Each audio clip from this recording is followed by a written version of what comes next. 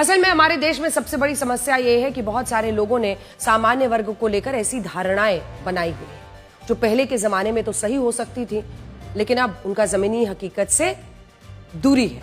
ये माना जाता है कि सामान्य वर्ग के लोग आर्थिक रूप से संपन्न होते हैं, उन्हें आरक्षण की जरूरत नहीं है। क्या आपको पता है कि इस देश में सबसे ज्यादा बेरोजगारी दर सामान्य वर्ग के लोगों में है?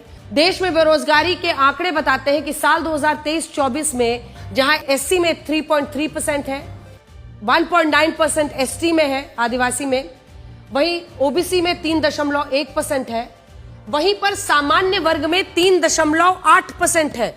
राष्ट्रीय स्तर पर साल 2023-24 में हमने आपको बताया 3.2% था। और ये आंकड़े the periodic labour force survey के हैं। लेकिन सोचिए, लोग तो यही मानते हैं कि अगर कोई परिवार सामान्य वर्ग से है तो उसके घर में नौकरी और आर्थिक समस्याएं होंगी ही नहीं। इसी तरह सामान्य वर्ग के गरीब लोगों को सरकारी नौकरियों और शिक्षण संस्थानों में पहले आरक्षण भी नहीं मिलता था। ये 10% का ईडब्ल्यूएस आरक्षण, जैसा हमने आपको बताया, वो 2019 के बाद लागू हुआ। लेकिन क्या आप जानते हैं कि साल 2019 में भारत के शिक्षा मंत्रालय ने एक रिपोर्ट जारी की थी जिसमें यह बताया गया था कि साल 2016 से 2019 के बीच जिन छात्रों ने अपनी पढ़ाई के लिए सबसे ज्यादा सरकारी बैंकों से लोन लिया, उनमें 67% छात्र अकेले सामान्य वर्ग से थे।